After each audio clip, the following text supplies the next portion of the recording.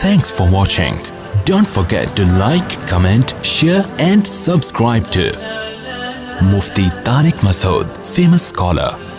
میں نے دیکھا فیس بک کے جو دیکھنے والے لوگ ہیں نا, یوٹیوب پہ پھر بھی کچھ سنجیدہ لوگ آتے ہیں, فیس بک کے کمنٹس بہت ہی ڈینجرس ہوتے ہیں. گالی سے شروع ہوتے ہیں, وہ جو رشتہ داروں کو گالیاں ہیں, بلب کے رشتہ داروں کو, ٹھیک ہے نا, تو وہ رشتہ داروں کو بھی گالیاں, ایسا آپ کی چونکہ پالیسی سے اختلاف کر رہے ہیں. اور اچھا, اور یہ جو اندھی عقیدت میں مخالفت کر رہے ہوتے ہیں نا بہت زیادہ, یہ اپنے لیڈروں کی ان سے بڑی بڑی غلطیوں کو پی رہے ہوتے ہیں. ان میں یہ بڑا فالٹ ہوتا ہے. آپ کسی بھی ایسے شخص کو دیکھو جو کسی عالم کو یا کسی بھی سیاسی لیڈر کو جو آپ کی جماعت کا نہ ہو, بہت زیادہ اس کی برا بلا کہہ رہا ہے نا, وہ یہاں تو حق پرست بننے کی کوشش کرے گا, لیکن اپنے لیڈر کے بارے میں وہ اس کی بڑی بڑی خامیوں کو ایسی دور دور کی تعویلات کر کے, فاسد تعویلات کر کے اس کو صحیح قرار دینے کی کہ یہ قوم کے وسیع تر مفاد میں حضرت نے ایسا کیا. کرپشن بھی ثابت ہو جائے گی نا, تو قوم کے وسیع تر مفاد میں حضرت نے ایسا کیا ہے کہ اتنا پیسہ کمائے بغیر جماعت کو برقرار رکھنا چونکہ ضروری نہیں تھا, ممکن نہیں تھا, تو حضرت نے کرپشن کر کے اپنی جماعت کو بچا کے ملک کو بچا لیا گویا کہ. یعنی ہر الٹی چیز پہ بھی آپ لیبل کیا لگائیں گے اگر آپ کو عقیدت ہے, تو یہی اندھی عقیدت ہے جس کی میں باتیں کر رہا ہوں یہاں پہ. اعتدال اچھی چیز نہیں, شروع سے ہی تمیز سے چلو بھائی, بہت اچھے ہیں اتنے نہیں جتنا آپ کہہ رہے ہیں, تھوڑا سا کم کر لو. میں وہ جمعے کے بیان میں بھی ایک بات کہی تھی کہ آپ کی جو سیاسی لیڈر ہے نا, اس کے بارے میں آپ یہ عقیدہ رکھو کہ بہت اچھے ہیں. کیا عقیدہ رکھو؟ بہت اچھے. یہ اس لیے کہ تبھی تو ان کی جماعت میں ہو, ورنہ اچھے نہیں ہیں تو جماعت میں کیا کر رہے ہو پھر. تو آپ یہ عقیدہ رکھو بہت اچھے ہیں, اتنے نہیں جتنے ہمارے کارکن سمجھ رہے ہیں, اس سے تھوڑا سا کم. آئی بس, یہ بول دیا کرو زبان سے, ہم جس سیاسی جماعت کو فالو کر رہے ہیں ہمارے لیڈر بہت اچھے ہیں, اتنے بھی نہیں جتنا ہم سمجھ رہے ہیں. اور آپ کے مخالف پارٹی کا جو لیڈر ہے اس کو بولو یہ صحیح آدمی نہیں ہے, اگر ہوتا تو ہم اس میں ہوتے ہیں نا پھر, لیکن اتنا برا نہیں ہے جتنا ہم بولو سمجھ رہے ہیں. اتنا بھی کر لو گے تو شاید قیامت کے دن بخشش ہو جائے گی. جیسے معین اختر نے کہا تھا کہ میں عربی ڈرامے دیکھتا ہوں, شاید بخشش ہو جائے قیامت میں.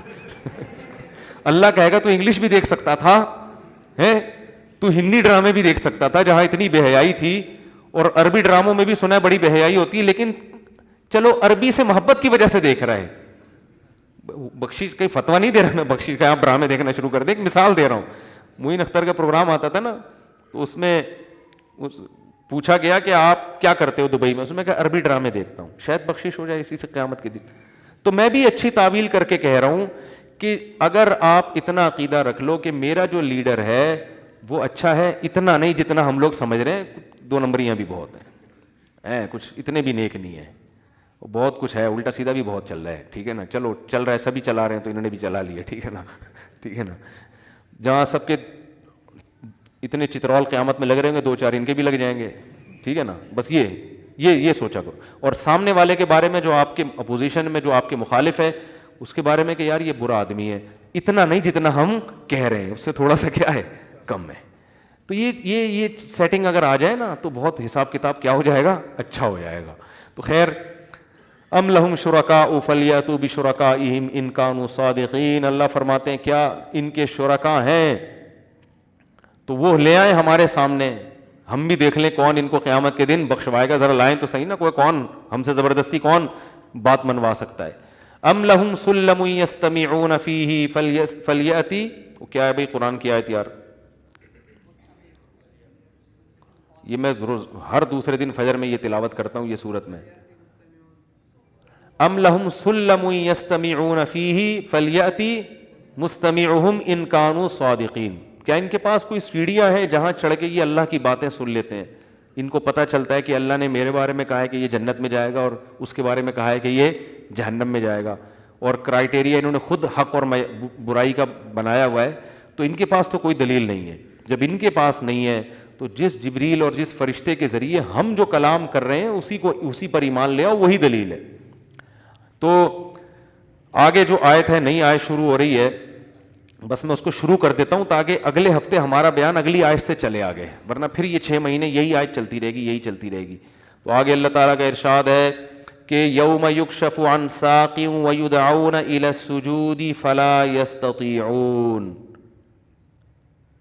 میں نے بتایا کئی قسم کے کافروں کا ذکر ہوا پچھلی آیتوں میں. کچھ ایسے جو کہتے تھے اللہ ہی نہیں ہے, کچھ ایسے جو کہتے ہیں اللہ ہے مگر قیامت نہیں ہے, مر کے مٹی ہو کے ختم ہو جاتے ہیں, اور کچھ ایسے جو قیامت کو مانتے تھے مگر کہتے تھے ہم جیسے یہاں اچھے ہیں تو وہاں بھی کیا ہیں, اچھا ہی ہوں گے, ہم جنت میں ہی جائیں گے. اپنی طرف سے فیصلے کیے ہوئے تھے انہوں نے.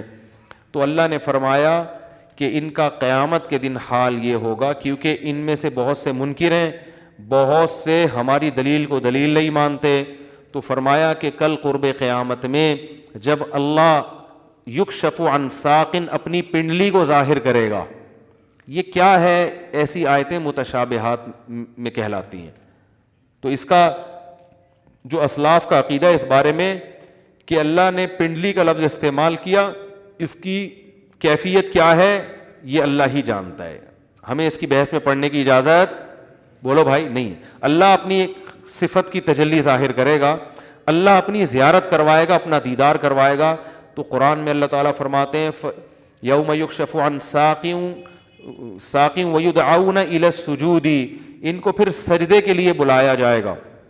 حدیث میں آتا ہے جب اللہ تعالیٰ قیامت کے دن اپنی پنڈلی کو ظاہر کریں گے, اپنا جلوے کو ظاہر کریں گے, تو جتنے بھی مومنین اور نماز پڑھنے والے لوگ ہیں نا, اتنا اس کا ایک حسن ہوگا, اتنا جمال ہوگا, اتنی اس میں لوگوں کا دل کرے گا کہ سامنے سجدے میں گر جائیں. بعض دفعہ ایسا ہوتا ہے نا, آپ کو کسی سے بہت زیادہ عقیدت ہو اور اچانک آپ کی اس سے ملاقات ہو جائے تو آپ کا پیچھے چلے جاتے ہیں نا, دل چاہ رہا ہوتا ہے کہ میں اپنا سر رکھ دوں اس کے قدموں میں. تو ظاہر ہے اللہ کی زیارت وہ کیا چیز ہوگی, اس سے تو یعنی اس کا تو تصور ممکن نہیں ہے نا.